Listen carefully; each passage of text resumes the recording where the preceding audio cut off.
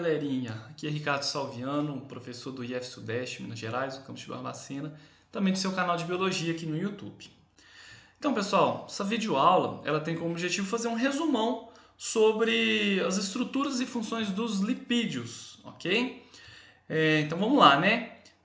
Diferente dos carboidratos que a gente viu na videoaula passada, os lipídios eles não têm uma característica química específica que vão defini-los, ok? O que vai agrupar esse tipo de componente aí, né, que vai caracterizá-lo como lipídio, é a sua característica de ser insolúvel em água, ou seja, são componentes apolares. Por isso eles podem ser, então assim, como não tem uma característica química ali, né, uma regrinha que vai definir o que é um lipídio, ele vai ter ali diversas funções biológicas dentro de uma célula.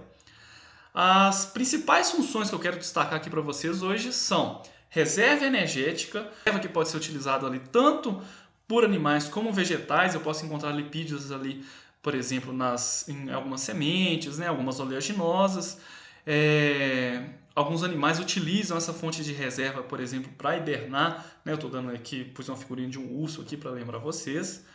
E além dessa essa função, né, de reserva energética, a gente também pode destacar aqui a sua função estrutural. Um lipídio ele pode faz parte da membrana celular, de todas as membranas celulares de um organismo vivo, ok? Então, fazendo parte ali de uma função estrutural, ok? Além dessas duas funções, a gente pode destacar outras, como elas fazem parte aí de processos de comunicação celular. Os lipídios só podem ser utilizados para síntese de hormônios, posso citar aí a testosterona, progesterona. Os lipídios podem ser, alguns lipídios, né, algumas vitaminas, elas como as vitaminas A, D, E e K também são formados por componentes apolares, que são classificados como lipídios. Okay? Então, sim, são várias funções, papéis cruciais que a gente pode destacar aí para os lipídios dentro de uma célula. Okay? Então vamos lá, né? Vamos destacar aqui para vocês o lipídio mais simples que a gente pode encontrar e que pode ser utilizado aí para a síntese de outros componentes lipídicos, ok? O que são os ácidos graxos. O que é um ácido graxo, Ricardo? Ácido graxo ele é um ácido carboxílico de pelo menos 4 carbonos, mas ele vai ter aí mais do que isso, né? É conhecido como uma cadeia longa carbonada. E esse ácido graxo aí, ele pode ser utilizado então para síntese, por exemplo, de triglicerídeos, de lipídios de membranas, entre outros, ok? Então vamos falar um pouquinho mais desses ácidos graxos aí, tá? Falar mais estruturalmente sobre esses componentes. A gente pode classificar um ácido graxo como saturado e insaturado. O que é isso, Ricardo? Um ácido graxo insaturado é aquele cujo a cadeia carbonada tem a presença de uma dupla ligação.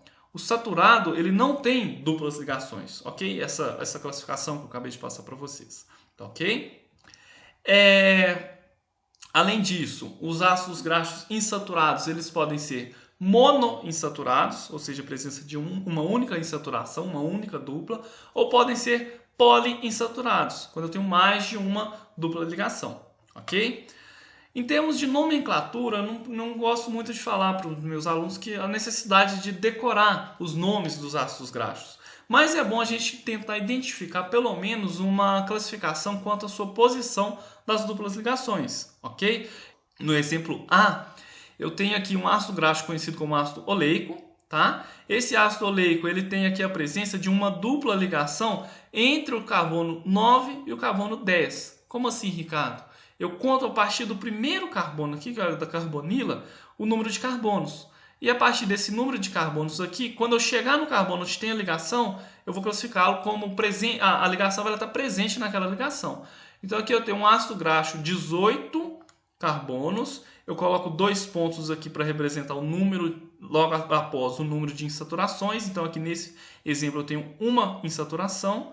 E eu coloco aqui que, olha, um delta e o número da posição do carbono que vai identificar a presença daquela ligação, tá, ok? Então aqui nesse primeiro exemplo eu tenho aqui 18 carbonos com uma insaturação presente no carbono 9. Nesse segundo exemplo aqui, olha, eu tenho um carbono com um ácido graxo com 20 carbonos, com 5 insaturações, e aqui entre parênteses, olha, a presença de cada carbono que houve essa insaturação, ok? Então sempre eu conto a partir do primeiro carbono para identificar essa ligação. Mas existem outras formas também de identificar essas duplas ligações. Vocês já provavelmente vão ter ouvido falar disso, que são os ácidos graxos ômega. O que é um ácido graxo ômega 3, ômega 6, ômega 9? A gente vai ver aí, temos videoaulas que vão falar da importância, né, dos ácidos graxos dos ômega 6, por exemplo, ômega 3, ômega 6, ômega 9, que basicamente são ácidos graxos que são classificados com a presença de duplas ligações contados, né, a partir do último carbono. Então o que seria um ácido graxo ômega 3? É aquele que eu conto aqui que, olha, a partir do último carbono, olha, 1, 2, 3, eu tenho uma insaturação no carbono ômega 3, ou seja, contando de trás para frente, eu tenho aqui no terceiro carbono uma ligação. Então ele é um ácido graxo ômega 3. Se eu continuar contando aqui, que olha, 4, 5, 6, olha, eu tenho uma outra dupla ligação no carbono ômega 6. Okay? Então a classificação ômega simplesmente está me indicando aqui a presença de uma dupla ligação contando de trás para frente. Ficou claro? Beleza, né? O que mais que a gente pode observar aqui? Todos os ácidos graxos aí de ocorrência natural têm um padrão de localização dessas duplas ligações. Elas nunca são conjugadas. O que seria isso? Uma ligação dupla ou uma simples? Dupla, simples, dupla, simples. Eu sempre vou ter aqui uma alternação entre duas ligações simples e uma dupla. Ok? Então isso é um padrão que acontece nos ácidos graxos de ocorrência natural. Ok? Outra coisa que a gente pode observar é que em quase todos os ácidos graxos de ocorrência natural, essas duplas ligações são do tipo cis. Os ácidos graxos trans, eles não são muito comumente encontrados aí nos organismos. Tá? Ah, como assim? Ricardo, eu já até ouvi falar de ácido graxo trans. Já ouvi? É a mesma coisa que gordura trans? Sim. Onde é que a gente encontra gorduras trans? Principalmente em processos industriais. Produção de gorduras vegetais hidrogenadas. Tá? Sorvete, biscoito recheado, batata frita. Né? Os produtos industrializados que utilizam gordura vegetal hidrogenada pode ter na sua constituição a presença de gorduras trans. Válido ressaltar que também existem gorduras trans de origem natural. Tá? Elas são obtidas principalmente aí no processo de fermentação bacteriana no rumen de animais leiteiros. Então eu posso encontrar gorduras trans em manteiga e derivados, tá? Nas carnes, né, e laticínios, né, desses animais aí que promovem esse tipo de fermentação natural. Ok? Aqui nessa tabelinha a gente pode perceber algumas estruturas e características de vários ácidos graxos. O que a gente pode perceber aqui? Que, olha, eu queria destacar para vocês algumas características que podem ser observadas dependendo do número de carbonos que tem esse ácido graxo e a presença dessas duplas ligações, das insaturações. Primeira questão que eu queria destacar com vocês, que, olha, a maioria dos ácidos graxos que a gente encontra na natureza, num organismo vivo, ele tem um número par de carbonos, tá, ok? Existe número ímpar? Existe, mas a maioria são de número par, tá? As ligações duplas, como eu acabei de falar com vocês, elas são a maioria do tipo cis, tá? Todos aqui demonstrados aqui têm ligações do tipo cis, e a gente pode perceber que quanto maior o número de ligações, de duplas ligações, a gente vai ter uma interferência aqui, olha, no ponto de fusão desse ácido graxo. Não só o número de duplas ligações, o número de carbonos também vai interferir nesse ponto de fusão. Vamos falar do número de carbonos primeiro, que, olha, o que a gente pode perceber? À medida que o número de carbonos ele aumenta no ácido graxo, o que está acontecendo com o ponto de fusão? Ele está aumentando também, tá vendo? O que é o ponto de fusão? É a temperatura que tem aquele componente que ele vai passar do seu estado sólido para o líquido. Ok? Então aqui, que olha, para esse caso aqui esse ácido graxo com 24 carbonos, ele tem um ponto de fusão de 84,2 graus Celsius. Significa que abaixo de 84,2 ele é sólido, acima ele vai ser líquido. Tá? Então a gente pode perceber que quanto maior o número de carbonos, maior é o ponto de fusão. E em relação às duplas, a gente tem o inverso. Quanto maior o número de duplas, menor é o ponto de fusão. Tá, ok? Vamos pegar aqui que, olha, os ácidos graxos com 18 carbonos. Vamos pegar esse primeiro, esse daqui e esse daqui, que, olha, um tem 1, outro tem 2 e outro tem 3 números de insaturações. Os três têm 18 carbonos. E o que acontece com o ponto de fusão aqui? Que, olha, o primeiro tem 13, esse aqui tem menos 9, esse terceiro tem menos 17. Significa que quanto maior o número de insaturações, menor o ponto de fusão. Ok? Essas diferenças, pessoal, elas vão influenciar diretamente, por exemplo, na estrutura, por exemplo, de uma membrana celular. Se eu quero, por exemplo, diferenciar um azeite de uma manteiga, por exemplo, de uma gordura, de uma banha, a gente tem aqui diretamente relacionado a presença dessas duplas ligações e também no número de carbonos. Tá? Se a gente for pensar em um azeite, eu tenho um ácido graxo poliinsaturado, então ele vai ser líquido à temperatura ambiente. Se eu for pensar numa banha ou numa manteiga, eu vou ter ali um número menor de insaturações, ele vai ser um componente mais pastoso, mais sólido à temperatura ambiente. Beleza? Então vamos lá, pessoal. Até agora a gente falou só dos ácidos graxos. Vamos falar então aqui do que a gente pode gerar com esses ácidos graxos. Vou destacar para vocês duas estruturas, dois componentes. Os lipídios de armazenamento de energia e os lipídios de membrana. Tá, ok? Vamos falar dos de armazenamento de energia primeiro, né? Os triglicerídeos. O que é um triglicerídeo? Triglicerídeo é um componente, é uma gordura, né? Um lipídio onde eu tenho aqui a esterificação de três ácidos graxos, três desses componentes que a gente acabou de ver, a uma molécula de glicerol. Tá, okay? O glicerol é um triol, é um componente que tem 3 carbonos e 3 hidroxilas.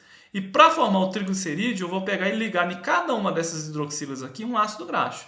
Pode ser semelhante, pode ser o mesmo ácido graxo, pode ser um ácido graxo diferente. A única função de um triglicerídeo para um organismo vivo é energética. Tá? O triglicerídeo ele tem a função de armazenar energia para um determinado organismo. Tá, posso ter outras funções? Falei que era única, mas vamos pensar aqui, por exemplo, uma função mais mecânica. Aquela grande quantidade de triglicerídeos, né, de gorduras armazenadas num determinado organismo, pode funcionar também como um isolante térmico, tá? Um isolante contra impactos. Tá? Então, assim, a gente tem outras funções assim para esse tipo de gordura, mas aqui a gente pode destacar principalmente aqui a reserva energética. Tá, ok? É interessante quando a gente compara os lipídios com os carboidratos, né, como função de reserva de energia, as gorduras elas armazenam mais energia quando a gente compara com os carboidratos. Mas por quê? Reparem que nas gorduras, né, nos triglicerídeos, a gente não tem aquele monte de hidroxila que a gente encontra lá nos carboidratos. Ele é um componente mais reduzido. Então, por ele ser mais reduzido, ele armazena mais energia na sua composição. Tá, ok? Então a gente pode comparar aqui, que olha essa balancinha aqui, onde 1 grama de gordura ela consegue gerar 9 quilocalorias de energia. Já os carboidratos, esse mesmo 1 grama, ele consegue gerar apenas 4 quilocalorias. Ok? Outra vantagem de reservar gorduras como fonte de reserva energética é que a gente não precisa de água para reservar. Ok? Ou seja, para armazenar esse componente, diferente do que acontece lá nos carboidratos. Se a gente for pensar no glicogênio, o glicogênio ele precisa de água de hidratação. Ele é um carboidrato, ele precisa estar solvatado ali com a água para que ele possa ser armazenado. Isso não acontece, por exemplo, nos lipídios. Então a gente consegue armazenar uma quantidade muito maior de lipídios num espaço celular ali do que quando a gente compara com os carboidratos. Ok? Dando sequência, então, a gente acabou de falar dos lipídios de reserva energética, vamos falar dos lipídios estruturais, né? Então, os lipídios de membrana, a gente pode classificar eles aqui em alguns subtipos, né?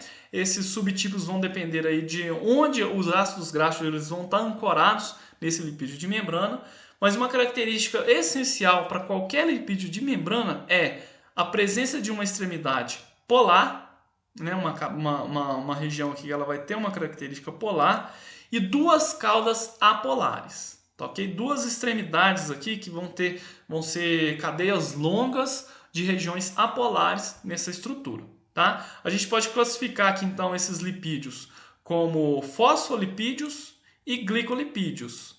Os glicolipídios eu vou ter aqui a presença de um açúcar aqui nesse cerne que vai conferir essa característica polar nessa região, e os fosfolipídios vão ter um fosfato, tá, ok? Então vamos lá, vamos dar sequência, né, pessoal?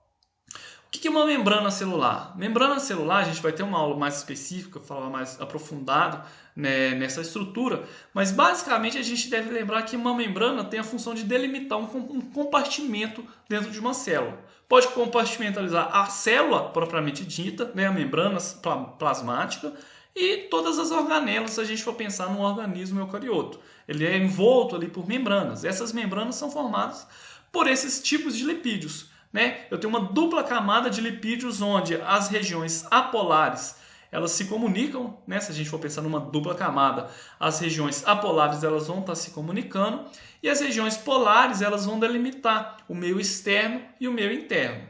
Ficou claro? Então vamos lá, né?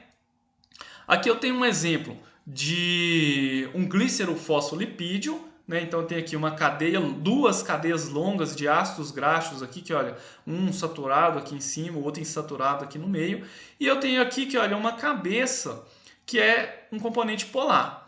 Então se é um fosfolipídio, eu vou ter um grupamento fosfato e eu posso ter ligado a esse grupamento fosfato aqui vários substituintes. Tá? Vai diferenciar um tipo de fosfolipídio de outro. Eu posso ter aqui que, olha, vários componentes que vão se ligar a esse grupamento fosfato. Uma etanolamina, colina, serina. Eu posso ter aqui o inositol, tá ok? Então são várias estruturas diferentes, tá ok? E aqui eu vou ter, como eu acabei de exemplificar para vocês, um fosfolipídio.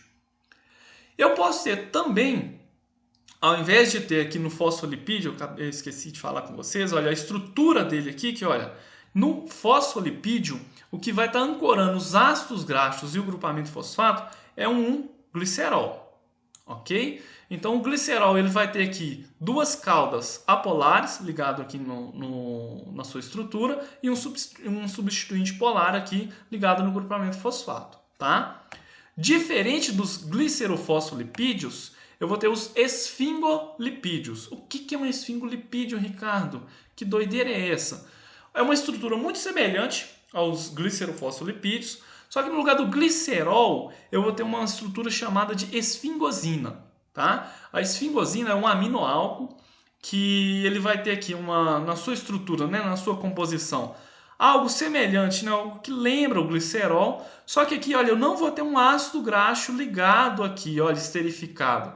Esse esqueleto carbônico aqui, ele faz parte da esfingosina, tá? Então eu vou ter aqui a esfingosina, que é esse componente destacado em azul, um ácido graxo ligado aqui no carbono 2 da esfingosina, e eu vou ter um grupamento polar ligado na outra extremidade aqui da esfingosina, tá ok? Esse grupamento polar aqui pode ser, por exemplo, uma fosfocolina, pode ser um açúcar, né, uma glicose, pode ser um oligosacarídeo, ou seja, mais de um açúcar ligado aqui, tá ok? Também gerando aí um componente de membrana, tá? Ficou claro, pessoal? Então, acabei de mostrar para vocês aí os lipídios de membrana, tá? No caso aí dos lipídios de membrana, eu queria só destacar para vocês rapidamente aqui um dos componentes que podem estar ancorados ali para conferir aquela cabeça polar num esfingolipídio, por exemplo, são os determinantes dos grupos sanguíneos, tá? Os sangue, né? O indivíduo que tem, por exemplo, sangue do tipo O, ou do tipo A, ou do tipo B, o que caracteriza aquela presença ali desse tipo sanguíneo é a presença de um oligosacarídeo ligado aí nesse lipídio de membrana. Então, o indivíduo que ele tem o sangue do tipo O, né, ele tem ali nas membranas celulares um antígeno, que é um oligosacarídeo, que tem essa estrutura aqui, que olha, eu tenho 5 tipos de sacarídeos diferentes aqui, olha, aqui embaixo tem a legenda para cada um desses sacarídeos, dessas unidades monossacarídicas. O sujeito que tem o sangue do tipo A vai ter uma diferença, né, em relação ao tipo O, e o antígeno B, né, o sangue do tipo B, também vai ser diferente. E tem gente que é tipo AB. Não tem, Ricardo? Tem sim, né? O indivíduo que tem o sangue do tipo AB, ele vai ter tanto na sua membrana esse oligosacarídeo do tipo A quanto do tipo B, ok? Ficou claro, pessoal? Então era isso daí. Deixo para vocês aí as referências. Se vocês tiverem interesse em se aprofundar um pouco mais sobre esse assunto, vou deixar os links das videoaulas completas na descrição desse vídeo. E se você quiser aí brincar um pouquinho, né, testar os seus conhecimentos, vou deixar para vocês também um link de um joguinho didático para vocês testarem aí o que foi passado nessa videoaula. ok? No mais, deixo aquele abraço para todos vocês e aguardo na nossa próxima videoaula.